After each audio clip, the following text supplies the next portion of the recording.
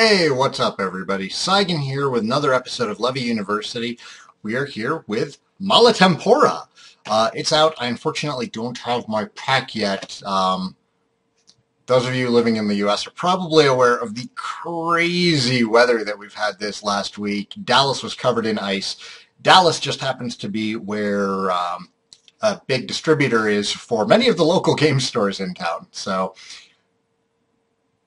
none of the local game stores have Tempora. I understand some of the ones up in Denver got it, but not mine, so I'm just going to have to be patient. But I do have the cards here for you, and we are going to cover them today. So first up, we have a new Anarch ID. We have Raymond Roja, Freedom Fighter. Starts off with 1 link. 45 minimum, 15 influence. The res cost of the first piece of ice resed each turn is increased by 1. Has Xanadu built in. And it's got a link. It's solid. I like it. I will probably try building a deck with Reyna as soon as I get the chance, probably next week. Got Deep Red, new console.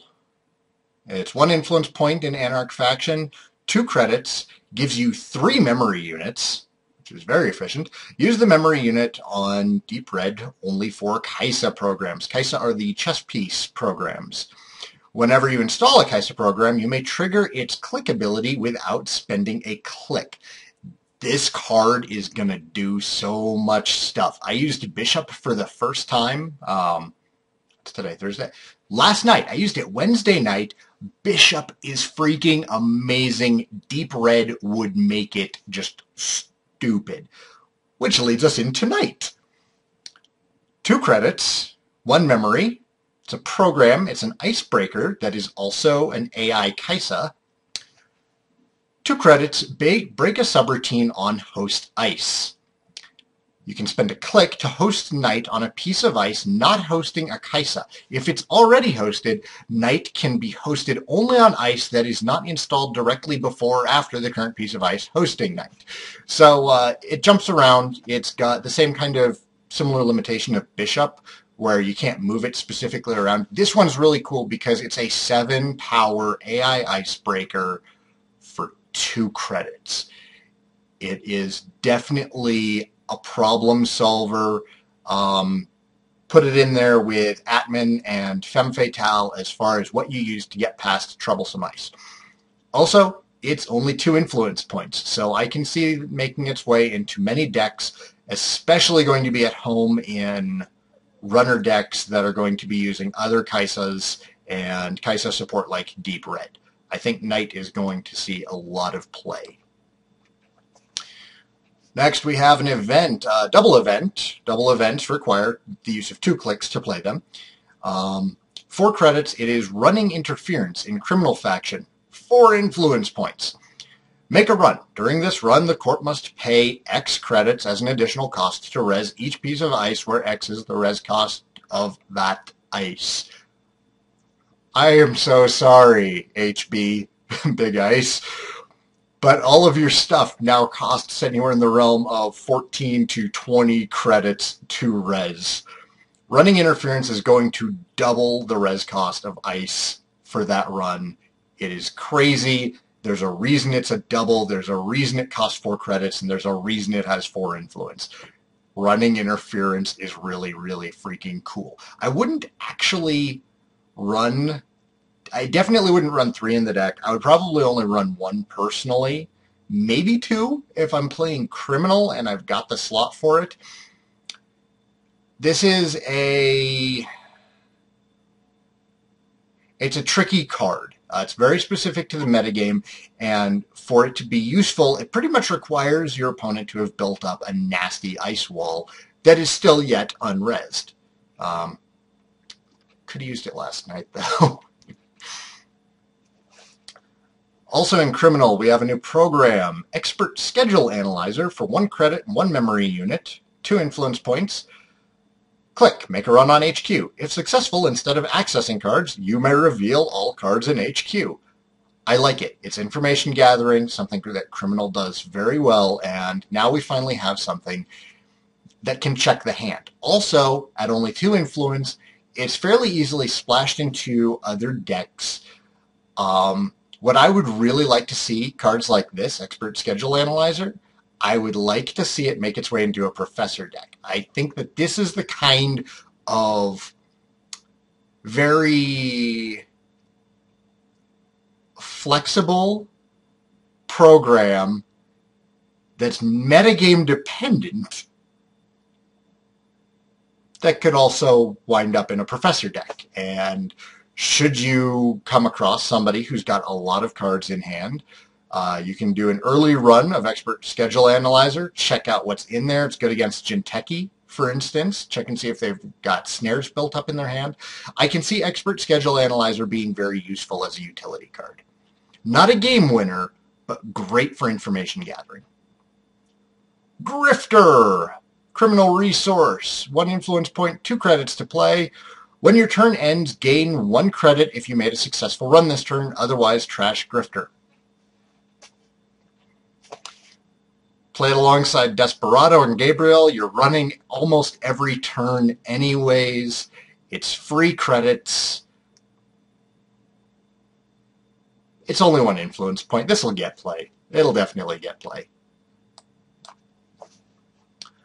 Moving into Shaper cards, we have a new Decoder Icebreaker. 9 credits to play, only 1 memory unit. It is 4 influence points, and it's a decoder. Spend 1 to break a code gate subroutine, spend 1, plus 1 strength, 4 power. It's a stronger Gordian Blade. It's a much, much stronger Gordian Blade, but also very expensive. Shaper doesn't really have too many problems with money, though, and they have plenty of ways to cheat it into play. I can see Torch getting some play. I don't know if it's going to topple Gordian Blade, but it's definitely good. I like it. Yeah. We have the new Shaper Resource, Woman in the Red Dress. 3 credits. It's a virtual connection, so watch out for Foxfire. When your turn begins, reveal the top card of R&D. The Corp may draw that card.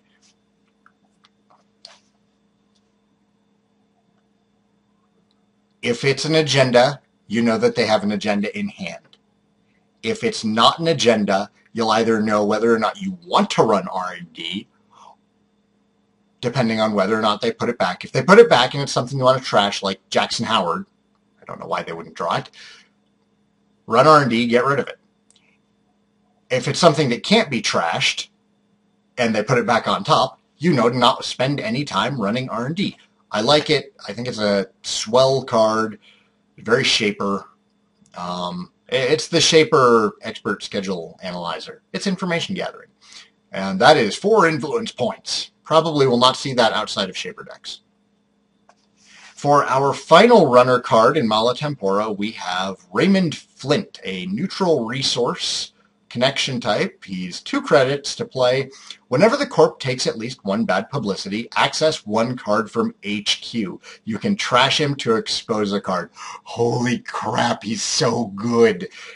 Everybody in my area runs Wayland. There's so much bad publicity flying around. You can get him out early. You can punish the corporation for bad publicity.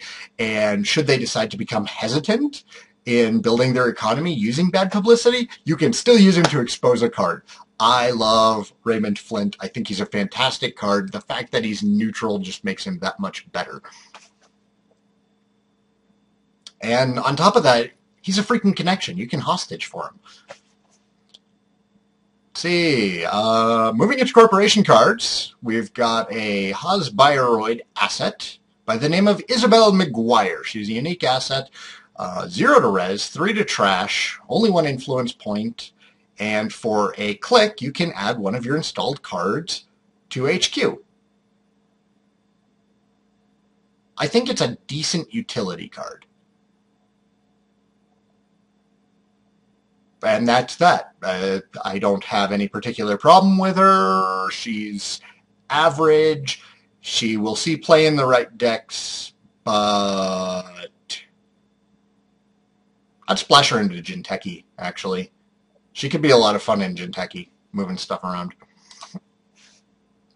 Next up, we have a new Codegate Bioroid Ice. Hudson 1.0. He is 3 credits to res. He's at 5 strength, 1 influence point, and he's another one of those Bioroids that the runner can spend clicks to break subroutines on Hudson 1.0. First subroutine, the runner cannot access more than 1 card during this run. Second subroutine, the runner cannot access more than 1 card during this run. HQ interface and R&D interface could potentially have problems with this card. The thing is, he's still at 5 strength, so he's still going to be pretty easy to break. He's a code gate on top of that.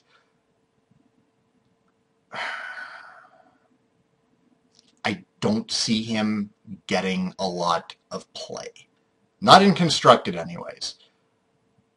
Given my experiences with Draft, and how much more powerful multi-access cards are in Draft, I can see Hudson being a lot more useful in a Draft environment.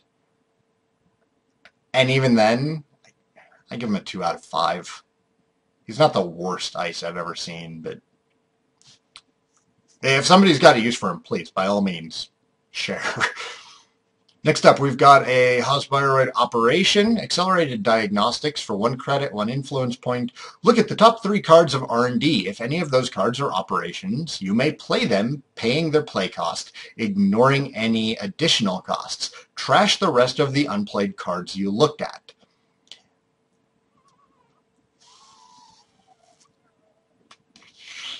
If you can precognition into it, it's Christmas. If you don't have Jackson Howard in play and you didn't precog, you run the risk of dumping agendas into a potentially unprotected archives. It's situational. I feel that this card has potential to be good. I just don't see it right now. Moving into Jin Techy. Only 2 Jin Techy cards in this set. That's fine. They got some love last time. New agenda, Unorthodox Predictions, requires 3 advancements, or 3 advancement counters to score it, only worth 1 agenda point. It's a security type agenda. When you score Unorthodox Predictions, choose Sentry, Codegate, or Barrier. Subroutines on ice of the chosen type cannot be broken until the beginning of your next turn. Jin Techy is so freaking weird. I want to love this card. I love playing Jin Techy. I don't think I'm playing them right. I don't know if anybody is playing Jin Techy right. We'll see. I will experiment with it. Right now, though, I am just so unsure of how it'll play. If you can set up some cool stuff, like you can also... You can bait a trap pretty well with that. There's a lot of bluffing possibility there, as with most Jin Techy cards there is. Next up, Jin Techy's new asset, Sundo. 2 credits to res, 2 trash cost. It's got 3 influence points. The first time the runner spends at least 1 click on his or her turn, gain 2 credits unless the runner just initiated a run on this server. Run it with replicated perfection. Ha! That's going to be 2 credits every turn, and you're going to force them into a situation where they have to spend the resources to run on Sundo and get rid of it, or they're going to be giving you so much money. I like Sundo. I'm going to experiment with it in my Replicating Perfection deck. I think that it can be a very strong economy card for Jin Techy. Moving into NBN cards, we've got an asset, City Surveillance, for 5 to res, 3 to trash, 4 influence points, so it's got to be good, right? When the runner's turn begins, give the runner 1 tag unless he or she pays 1. That is good. I like that card. I see why it has 4 influence points. Totally a good card. Now we have moved into the territory of directly attacking the runner's economy. And it costs 3 credits to get rid of. I love it. Snoop. New NBN Ice. 6 to res, 6 power, 2 influence points. It's a Sentry Tracer type ice. When the runner encounters Snoop, reveal all cards in the runner's grip. Useful. Potentially useful. Information gathering is really important in Netrunner. It's almost as important as economy. If you have enough information gathering skills and you know exactly what to do with that information and you're familiar enough with the game, then definitely more important than economy. It's an advanced card. It's going to take an advanced player to make Snoop very good, but it's got the potential for it. Hosted Power Counter. You can reveal all cards in the runner's grip. Trash one of those cards. Yeah. And it's got a subroutine of Trace 3. If successful, place 1 power counter on Snoop. It'll see play. 4 out of 5. Yeah. If pressured, that's the score I would give it. We also have our Wayland cards now. First up, we have a Codegate Ice, IRS, 0 to res, 2 strength, 1 influence point. IRS gains subroutine. The runner loses 1 credit for each bad publicity you have.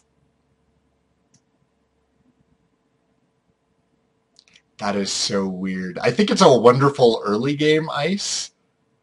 You can really stack it up. Like, you could actually build a deck focused around getting bad publicity, which is not hard in Wayland. Wayland excels at bad publicity.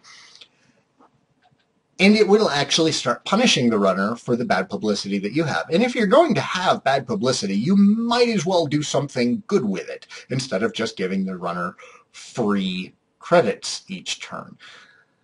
The problem with this is that pretty much any common breaker is going to be able to get through this at a cost of, usually, I can't think of any Codegate breakers that are really going to need to be pumped to get past this. It eats up the bad publicity credits, is what it does. Which makes it really good. Thinking about it, I like it. Yeah, I like it. It evens out the bad publicity credits. It makes the bad publicity credits less good for the runner. Get all that? We also have a new operation, also Wayland. This is the one I was really excited for. This one is going in my decks. Power Shutdown. 1 credit to play it. Operation Grey Ops. Play only if the runner made a run during his or her last turn. Trash X cards from the top of R&D. The runner trashes 1 installed program or piece of hardware with an install cost of X or less. This hits so many things. The best part is it's not preventable. It's definitely an early game card. Once your runner opponent gets their rig set up, Power Shutdown doesn't hurt as bad as it did early game when you have more control over what it's going to get rid of. The number of times that I've seen somebody play a turn 1 Magnum Opus and then face check is absurd. And I am totally willing to trash 5 cards from the top of my R&D to get rid of a Magnum Opus, because that can just cripple their economy early in the game. I don't even care if I dumped an agenda. Power Shutdown will hurt runners who play an early Magnum Opus, and this will actually probably force those Magnum Opus players to be much more careful about playing them. It's going to even things out for Corporation a lot. I love Power Shutdown. 5 out of 5. I think it's wonderful. I'm going to be really, really sad if it turns out to be much weaker than I'm making it out to be. We have 2 neutral cards for the Corporation. First up is an ice called Paper Wall. It's a barrier for 0 res, 1 power. If all subroutines on Paper Wall are broken during a single encounter, trash Paper Wall, end the run. I think it's solid. I think it's a wonderful, wonderful ice. It's perfect as a turn 1. Throw it in front of the R&D. Keep them from face checking things. Keep them off of just so many things. Like, It's brilliant. For how cheap it is, the flavor is perfect. It's paper. Fantastic piece of ice. And we've also got Interns, a double operation for neutral. 0 credits to play. As an additional cost to play this operation, spend a click. You already knew that. It's a double operation. Install a card from Archives or HQ, ignoring the install cost.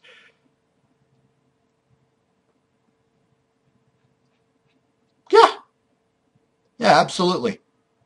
Throw out a 3rd or 4th piece of ice. Don't worry about paying that extra cost from the economy.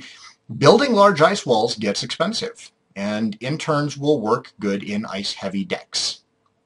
Work well. Excuse my grammar. So that's all we've got for today. Thanks for watching, everybody. I'm your host, Saigan. This is Levy University. I will see you guys next time. Thanks for watching.